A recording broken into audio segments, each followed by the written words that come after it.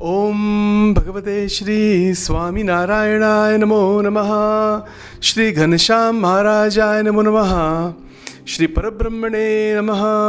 श्री सद्गुरुभ्यो नमो नमः। ભગવાન શ્રી સ્વામિનારાયણ એમનું સ્વરૂપ, કાર્ય અને એમને જે કરાવવું છે એ એક જ લાઇનમાં પોતે જ એમને વાત કરેલી છે કે અખંડ વૃત્તિ.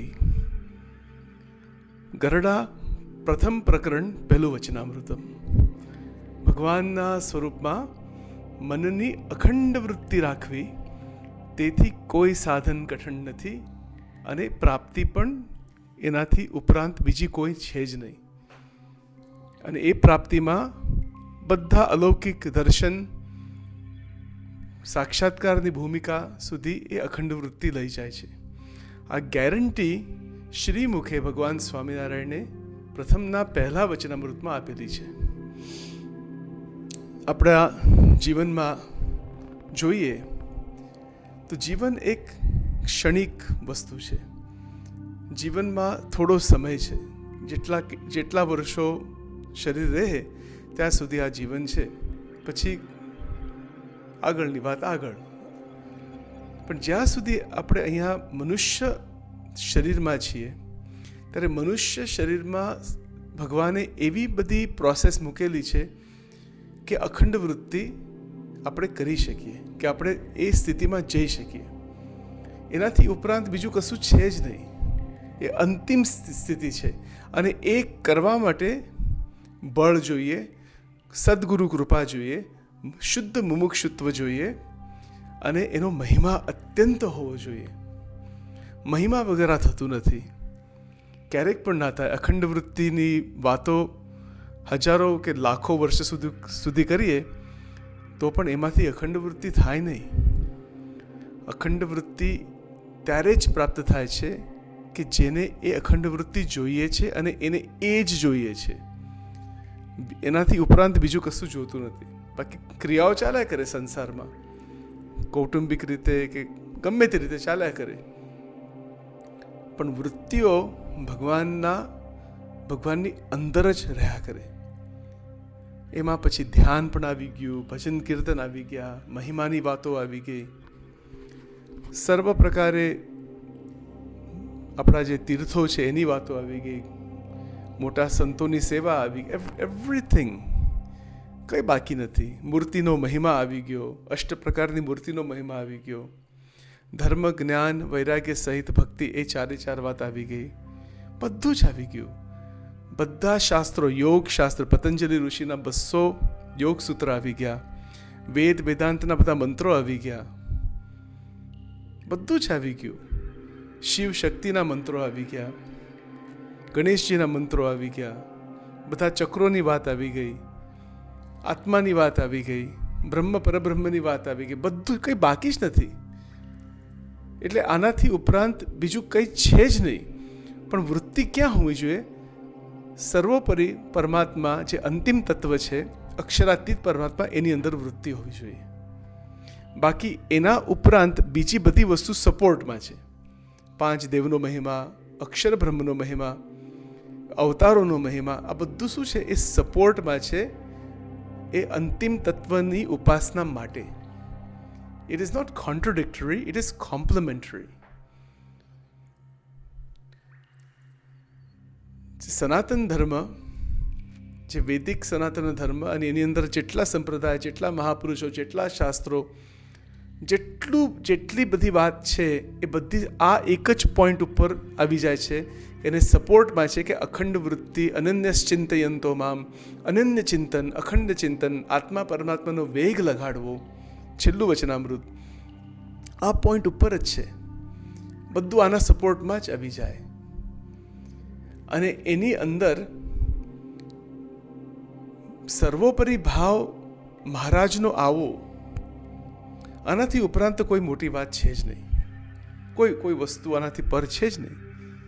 આપણા જીવનમાં આપણે ઘણું બધું પ્રાપ્ત કરી શકીએ, જાત જાતની સાધના પણ કરી શકીએ, ઘણા એવા સિદ્ધો પણ હોય કે સિદ્ધિઓ પણ પ્રાપ્ત કરી શકે, જાત જાતનું થઈ શકે. એ બધું બરાબર છે, એનો પણ મહિમા છે, એવું નહીં. પણ એ બધું બાજુમાં મૂકીને કેવળ નારાયણના ચરણારવિંદમાં નિમગ્ન રહેવું, આ ભગવાન સ્વામિનારાયણનો સિદ્ધાંત છે વેદરસની અંદર, કે ભગવાન નારાયણ એટલે ભગવાન પુરુષોત્તમ નારાયણ, એના ચરણારવિંદમાં જ વૃત્તિ રાખવી, બીજી બધી વસ્તુ સાઈડમાં મૂકી દેવી. એ બધી વસ્તુ આવે એ તો ભગવાનની ઈચ્છાથી જેટલું જરૂર હોય બધું આવતું હોય છે જીવનમાં, અને પછી જવાનું પણ ખરું બધું. આપણું શરીર જ જવાનું છે તો ક્યાં પછી કઈ વસ્તુ આવવાની છે? તો આ જો ડાયરેક્ટલી સમજાઈ જાય કે વૃત્તિ ભગવાનની અંદર જ સંપૂર્ણ આવી જાય, તો પછી એમાં બ્રહ્મચર્ય પણ આવી ગયું, સાંખ્ય પણ આવી ગયું, યોગ આવી ગયો, બધું શું નથી આવી ગયું આની અંદર? બધી સ્વામીની વાતો આવી ગઈ, ગોપાળન સ્વામીની વાતો આવી ગઈ, સત્સંગી જીવન આવી ગયું, સ્વામિનારાયણ સંપ્રદાયના દરેક શાસ્ત્રો આવી ગયા, અન્ય સંપ્રદાયના શાસ્ત્રો આવી ગયા, મોટા મોટા આચાર્યોના બધા મત આવી ગયા. અરે જે લોકો નાસ્તિક હોય ને એની પણ વાત આવી ગઈ. એ કેવી રીતે આવી? કારણ એ લોકો પ્રકૃતિમાં જ માને છે, તો પ્રકૃતિ છે જ. એ લોકોને બીજું ખ્યાલ ના હોય તો એટલા માટે કહે છે કે આ બધું નેચરલી ચાલ્યા કરે છે. એ પણ વાત આવી ગઈ કે નેચરની વાત પણ મહારાજે સ્વીકારી છે અને છે જ એની અંદર. પણ એનાથી ઉપરાંત બધું ક્લેરિફિકેશન કરેલું છે. એટલે મહારાજે કોઈ વસ્તુનો તિરસ્કાર કર્યો નથી. કોઈ પણ મત હોય, ઘણા તો આત્મામાં જ માને છે, પરમાત્મામાં નથી માનતા. મહારાજે કીધું આત્મા તત્વ છે, પોતાનું સ્વરૂપ આત્મા છે એ સ્વીકારો, પણ એનાથી આગળની વાત કરેલી મહારાજે. એટલે શ્રીજી મહારાજ એવા એક હતા, અથવા આજે હજુ પણ પ્રગટ છે, પણ આપણે લેંગ્વેજના દ્રષ્ટિથી કહું છું, કે જે 49 વર્ષમાં જે મનુષ્ય તન ધારણ કરીને અહીં આવ્યા, એમને જે કાર્ય કર્યું, એમને જે શીખવાડ્યું, એમને જે સમાધિઓ કરાવી, પોતાના સ્વરૂપની વાતો કરી, સ્વરૂપ બતાવ્યું, એ ટુ ઝી આ બધું જે કર્યું ને, એમાં એમનો સર્વોપરી ભાવ આવી રીતે દેખાય છે. સર્વોપરી ભાવમાં એવું નથી કે કોઈ સાથે અહમ, મમત્વ, રાગ, દ્વેષ, આ બધી વસ્તુ જો આવી જાય ને આની અંદર, તો દેટ ઇઝ નોટ સર્વોપરી ભાવ. એ તો એક માયાનો ભાવ છે. એ તો સર્વોપરીની આઈડિયા લઈને માયાવી વસ્તુ આવી ગઈ એની અંદર. That is not true. See, Gunatitanand Swami એક વાત એવી લખેલી છે કે સ્વામિનારાયણ ભગવાનને સર્વોપરી માનવાને સમજવા એ તો અષ્ટાંગ યોગથી પણ કઠિન વાત છે. આવી એક વાત છે સ્વામીની વાતોમાં. એટલે આ કોઈ સામાન્ય વાત નથી. આપણે નાનપણથી બોલતા પણ હોય કે આપણે સમજી ગયા ગમે તે કે સર્વોપરી છે મહારાજ, પણ એનો જે એકચ્યુઅલ મહિમા જો આવી જાય કે કોણ છે, એનું જે મનન ચિંતન થયા કરે, સંતોનો સમાગમ અનિવાર્ય છે. આજે યુટ્યુબમાં જ હજારો ને હજારો પ્રવચનો છે ભગવાન સ્વામિનારાયણ વિશે. બીજા પણ બધા કેટલા બધા છે પ્રવચનો છે, ગ્રંથો છે, ભજનો છે, શું નથી એટ આવર ફિંગર ટિપ્સ. જે વસ્તુ પૂર્વકાળમાં કે 200 વર્ષ પૂર્વે કે એના પહેલાં, આજે એક 7 દિવસનું કંઈક પારાયણ કે 9 દિવસનું પારાયણ સમજવું હોય, આપણે શું કહેવાય કે એનું જે લાભ લેવો હોય, કેટલું બધું ચાલવું પડે, કેટલું બધું પ્લાનિંગ કરવું પડે. આજના દુનિયામાં એક બટન દાબો એટલે પૂરું થઈ ગયું, બધું આવી ગયું, ઇન્સ્ટન્ટ એક્સેસ. ભલે ઇન્સ્ટન્ટ એક્સેસ છે, હાઉ મચ હેવ વી ઇન્ટરનલાઇઝડ? અંતકરણમાં કેટલી એ વાતો બેસી ગયેલી છે અને એ અંતકરણમાંથી એનો અનુભવ કેટલો છે? શ્રીજી મહારાજ એટલે ભગવાન સ્વામિનારાયણ પૂર્ણ અનુભવના આધારે જ વાત કરે છે. એ કોઈના કહેવાથી કે કોઈ શાસ્ત્રો વાંચીને પછી રિપીટ કરવાથી એવું નથી. રેફરન્સમાં ઘણી બધી વસ્તુ આપેલી છે મહારાજે, પણ એ જે બોલે છે એ પોતાના અનુભવથી જ બોલે છે. અને પછી એમને રેફરન્સીસ અને બધું કેમ આપ્યું છે? કારણ કે એમને સનાતન ધર્મનું કનેક્શન રાખીને એના આધારે એ પોતાની વાત કરેલી છે. અને એવું કરવાની જરૂર શું હતી? એનું કારણ છે કારણ કે બધા એકદમ એ સર્વોપરીની જે વાત કે પોતાના સ્વરૂપની વાત એકદમ ના સમજે, અને સનાતન ધર્મની પરંપરામાં પોતે આવે છે. સનાતન ધર્મ વૈદિક ધર્મને જરાક પણ એક શું કહેવાય કે એનું ગૌણપણું ના થાય.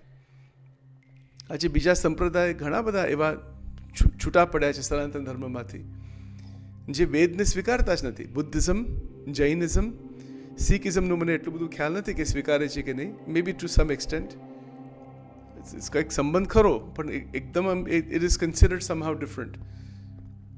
પછી નાસ્તિકવાદો તો છે જ, એ તો વાત ચારવાક અને બધું, પણ એવા ઘણા સંપ્રદાય બહાર પડ્યા છે કે જે વેદને માનતા નથી. એટલે વેદ અને વેદાંત એટલે ઉપનિષદ, વેદ મંત્રો, 18 પુરાણ, શ્રીમદ ભાગવતમ, રામાયણ છે, મહાભારત છે, બ્રહ્મસૂત્રો છે, આ બધું જ છે ને, વ્યાસસૂત્ર, ભગવદ્ ગીતા, આ બધાનો આધાર હોવો જ જોઈએ.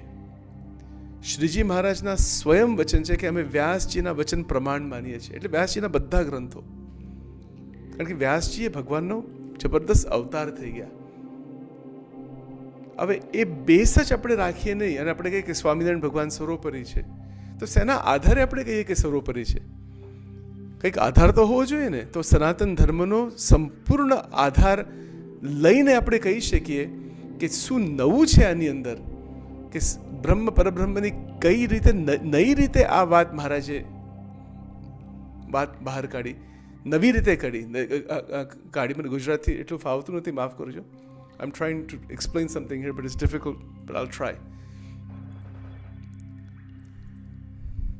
એટલે શ્રીજી મહારાજે જે નવું આપેલું છે, આજે ઘણી બધી સંસ્થાઓ છે અને એમાં આ વાત હવે બહાર આવી છે અને જગત સમક્ષ પણ મૂકવામાં આવે છે કે મહારાજનું તત્વજ્ઞાન કયું હતું અને જુદું તત્વજ્ઞાન છે. એટલે જુદું એટલે જે પૂર્વે જે થઈ ગયું એનાથી એમને વધારે ક્લેરિફિકેશન કરીને વધારે જે આગળના તત્વો છે એ બહાર પાડ્યા. અને એ કંઈક એમને કંઈક કાલ્પનિક રીતે બહાર પાડ્યું નથી કે અક્ષરના 2 સ્વરૂપ છે, કે પુરુષોત્તમ નારાયણનું વ્યતિરેક અને અન્વય સ્વરૂપ છે. આ બધી વસ્તુ કંઈક કાલ્પનિક નથી કે એમને કેવળ શાસ્ત્રમાંથી વાંચીને આ બધી વાત લખેલી છે, એવું નથી. એમને સ્વયં એવી રીતે બોલ્યા કે અમે અનિર્દેશથી બોલીએ છીએ. અને આ અનિર્દેશ શબ્દ ગીતામાં પણ છે. આ શબ્દ અનિર્દેશ શબ્દ 12મા અધ્યાયમાં છે, I think, if I am not mistaken. Maybe it is in 12 or 15 is there. એટલે સ્વામિનારાયણ ભગવાનનું જે તત્વજ્ઞાન, વચનામૃતો છે, આખો સંપ્રદાય છે, કેમ એક વસ્તુ, કેમ એની હિસ્ટ્રી છે, એ કંઈ સામાન્ય વસ્તુ આપણે એકદમ સમજી શકાય એવું છે જ નહીં. એમાં તો ઘણો અભ્યાસ અને ધીરજ હોવી જોઈએ અને મુમુક્ષુત્વ હોવું છે કે મારે આ સમજવું છે શાંતિથી, અને બધી વસ્તુ ધીમે ધીમે અંતરમાં બેસે. હવે આમાં શું છે કે એક શોર્ટકટ જેવો આપેલું છે શ્રીજી મહારાજે. એમાં 3 શોર્ટકટ છે. આજે કોઈક વ્યક્તિ કશું આધ્યાત્મનું જાણતો ના હોય તો એને 3 જ વસ્તુ કરવાની. પહેલું તો શિક્ષાપત્રી વચનામૃતનો અભ્યાસ કરવાનો, એટલે વાંચ્યા જ કરવાનું, ભલે સમજે ના સમજાય. શ્રીજી અને એની સાથે પોઈન્ટ નંબર 1માં ભગવાન સ્વામિનારાયણનો એ આશરો થાય છે, એવી રીતે કે એવી રીતે દ્રઢતા બેસી જાય કે આ ભગવાન છે, આ વસ્તુ. બીજી વસ્તુ, કોઈ સાચા પૂર્ણ સાધુ હોય, જે આજે તો હું કોઈનું પર્ટિક્યુલર કહેતો નથી આ જનરલ રેકોર્ડિંગ્સમાં, કારણ કે એટલી બધી જુદી જુદી સમજણ હોય છે. તો તમને જે શ્રદ્ધા હોય કે જ્યાં દેખાતું હોય કે પૂર્ણ સાધુતા છે, એ પૂર્ણ સાધુતાવાળા જે સંત છે એમના સાથે હેત કરીને એ સાધુતા સાથે એકત્વ કરવું. આ પોઈન્ટ નંબર 2. અને ત્રીજી વસ્તુ, અખંડ વૃત્તિ માટે સંપૂર્ણ પ્રયત્ન કરવો. That's all. આટલી જ વાત છે. અને આટલું જો કોઈક પણ કરે ને, જે મનુષ્ય શરીરમાં, જે જીવને મનુષ્ય શરીર મળ્યું છે, અને જો આટલી 3 વાત કરે ને, ત્રણ વાત જ રાખે, એનું ભગવાન સ્વામિનારાયણ એ આત્યંતિક કલ્યાણ કરી દે છે. અંતકાળે જરૂર તેડવા આવવું, મારા જનને અંતકાળે જરૂર તેડવા. આવી અલૌકિક વાત છે બધી. હવે આનું વિસ્તાર તો બહુ થઈ શકે, એટલે હું જ કેટલું બધું વિસ્તાર કરી શકું, અને એ તો મને કંઈ એટલું બધું આના વિશે આમ અભ્યાસ કરો, પણ આ તો સાંપ્રદાયિક અભ્યાસ તો કેટલા વિદ્વાનો એટલું બધું ડેપ્થમાં કરે છે. બહુ ગહન વાત છે બધી. પણ સર્વોપરી ભાવ આવવો મૂર્તિને વિશે, ભગવાનને વિશે, કે મને જે મળ્યા છે એ સર્વથી પર છે. અને આ ભાવ તો દરેકને હોવો જોઈએ. જે ઈષ્ટદેવ હોય એને એ ભાવ હોવો જ જોઈએ, તો જ ભક્તિ બરાબર એ લિંક થાય છે, જામે છે. જે ઈષ્ટદેવને આપણે માનતા હોઈએ એને સર્વોપરી જ માનવા જોઈએ, ન તો ભક્તિ થાય કેવી રીતે?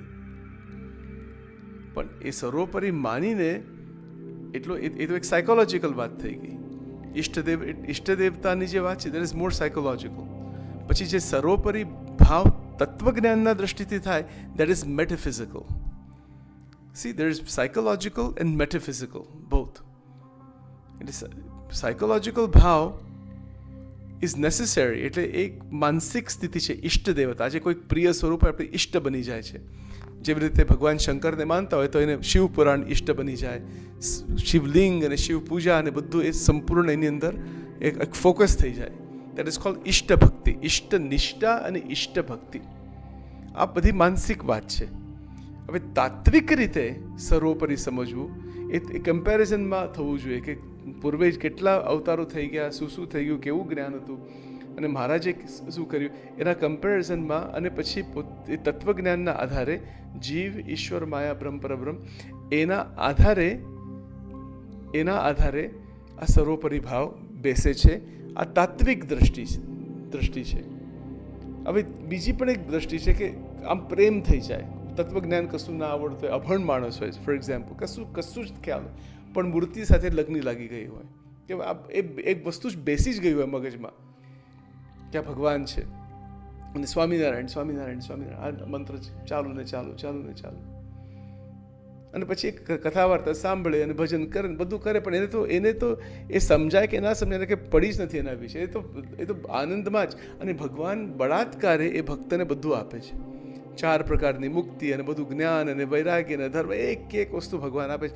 માણસ અભણ છે, કશું જાણતો નથી, આધ્યાત્મની કોઈ વાત સમજ્યા પણ નથી, પણ અંતરમાંથી કંઈક રીતે બેસી ગયું કે આ ભગવાન છે અને એની અંદર પ્રેમ, અત્યંત પ્રેમ થઈ ગયું, કલ્યાણ થઈ ગયું બસ. અને પછી સાચા સંતનો સમાગમ એ બધું આવી જ જાય એની અંદર ઓટોમેટિક. એટલે એક મૂળપણું જેને કહેવાય, મૂળપણોનો નિશ્ચય કે મૂળપણાની ભક્તિ, આ પણ એક માર્ગ છે. બાકી આ તત્વજ્ઞાનથી બધું સમજવું એ બહુ આકરી વસ્તુ છે. ના સમજવું એવું પણ નથી. અને એ જો માર્ગ પકડાય ને તો અથવા પકડીએ તો સંપૂર્ણ સમજવું પડે. કારણ કે ઘણીવાર શું થાય છે કે જે અડધી સમજણ છે 75% એ બહુ ડેન્જરસ. સમજવું તો સંપૂર્ણ સમજો. અને જે સમજાયું હોય એવી રીતે કેવું કે મહારાજ મને બધું નથી સમજાતું, મને જે સમજાયું છે બરાબર છે, હું ભક્તિ કર્યા કરીશ અને તમે મને આપજો તમારે જે આપવું હોય. મૂળ શું છે ભક્તિ? ભક્તિ ભગવાનની વિશે થાય એ ગમે એવું તાત્વિક જ્ઞાન કે સમજણ હોય એનાથી અધિક છે. ભક્ત બનવું અને ભક્તિની અંદર રહેવું અને ભક્તિ જાગૃત કરવી અંતરમાં, એવો ભાવ જાગૃત કરો ભગવાનને વિશે, અને પછી એ ભાવ તૂટે નહીં એ અખંડ વૃત્તિ છે. એ જ કરવાનું. પછી આ તત્વજ્ઞાન બધું કરીને કરવાનું શું છે? આ જ કરવાનું. આજે સાધુ સંતોની સેવા કરીને પણ આ જ કરવાનું, શાસ્ત્રો પઠન કરીને આ જ કરવાનું, તીર્થયાત્રા કરવાની કે તીર્થોનો મહિમા કે મંત્રોનો મહિમા કે શાસ્ત્રો કે વેદાંતનો મહિમા, એ બધી વસ્તુ કરીને તો આ જ કરવાનું છે કે અંતરમાં જે ભક્તિ છે, અંતરમાં જે ભાવ છે એ દિવ્ય બની જાય અને એ દિવ્ય ભાવ એ ભગવાનને વિશે સમર્પિત થઈ જાય.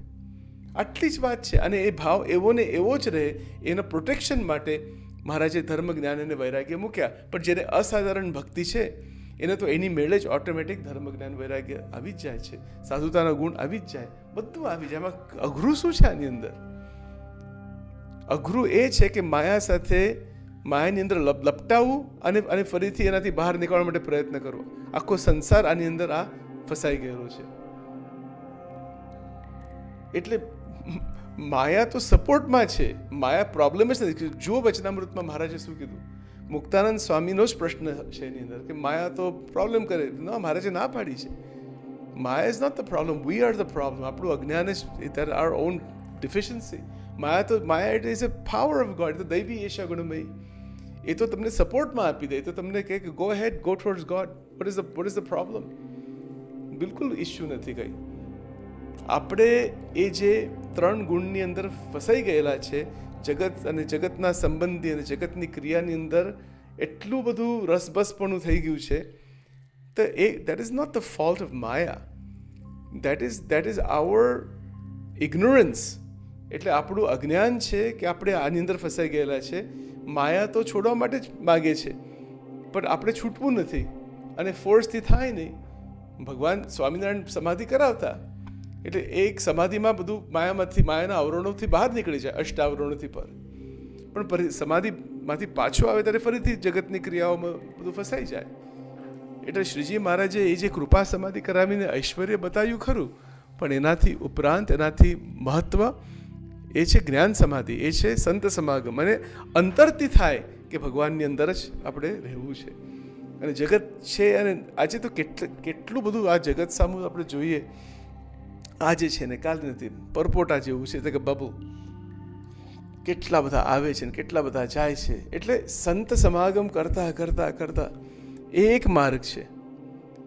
અને જે બેકડોર અપ્રોચ વિય નેગેટિવા એટલે મૂર્તિમાં રસબસ બની જવું અને સંતોનો સમાગમ, એટલે હું જ એવી રીતે માનું કે સંત સમાગમ કીજે નિશ્ચય. સંત સમાગમ બરાબર છે, પણ સંત એ જ હું છું. અક્ષરમ અહમ આ વાત, બ્રહ્મભૂત પ્રસન્નાત્મા આ વાત, નિજાત્માનમ બ્રહ્મરૂપમ એ વાત.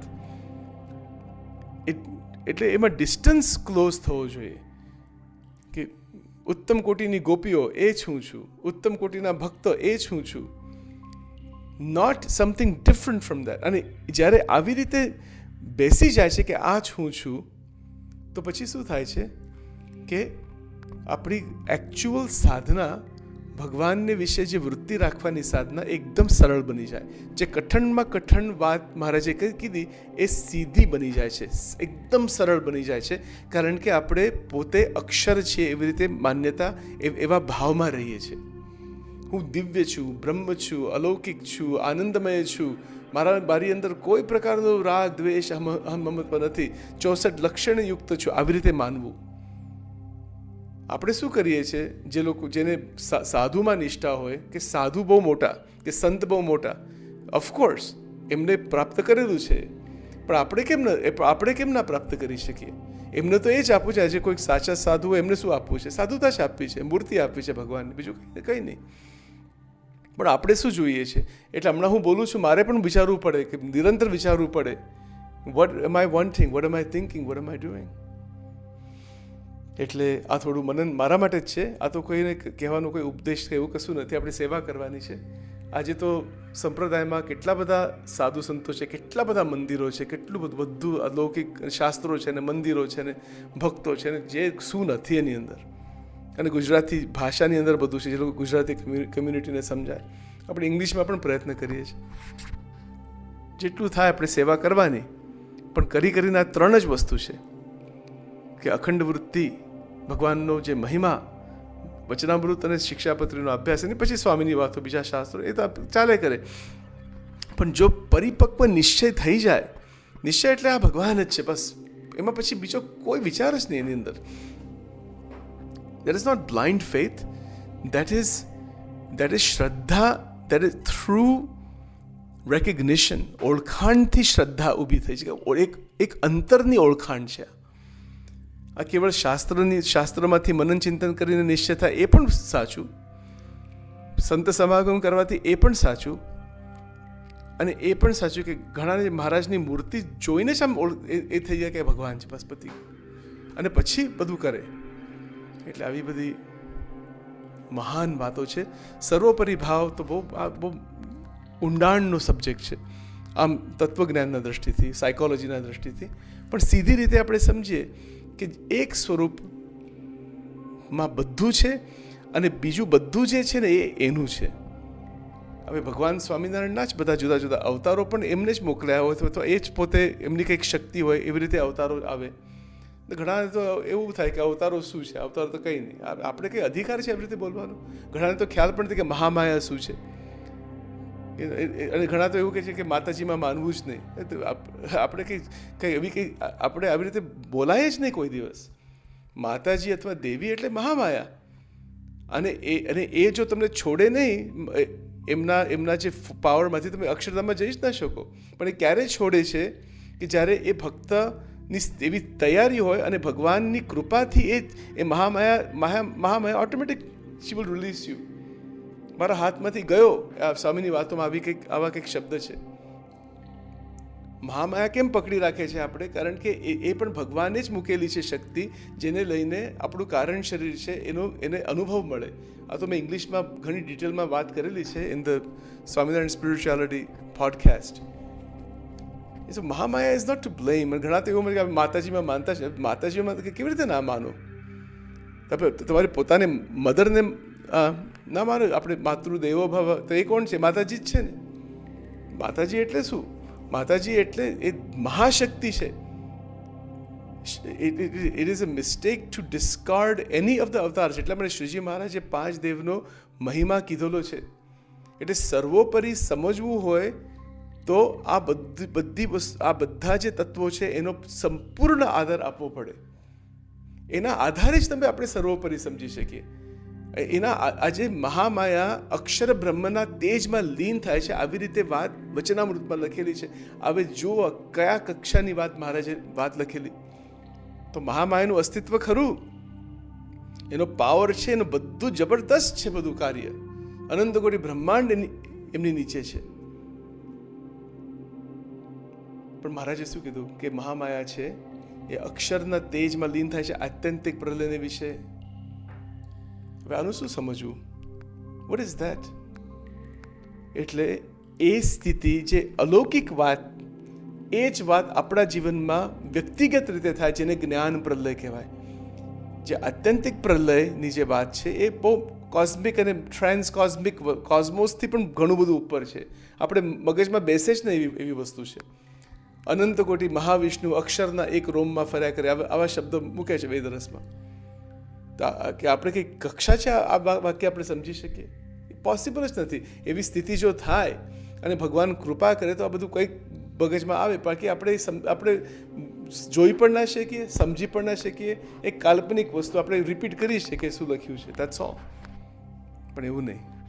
સર્વોપરી વાત એ અનેક રીતે સિદ્ધ થાય છે. અને બહુ કન્ક્લુઝનમાં ટૂંકમાં એટલું જ કહેવાય કે જે મળ્યું છે સર્વથી પર છે, સર્વથી અલૌકિક છે, અને હું એમનો ભક્ત છું, દાસ છું. આટલું જો થઈ જાય ને તો બધું આવી ગયું એની અંદર. જય સ્વામી.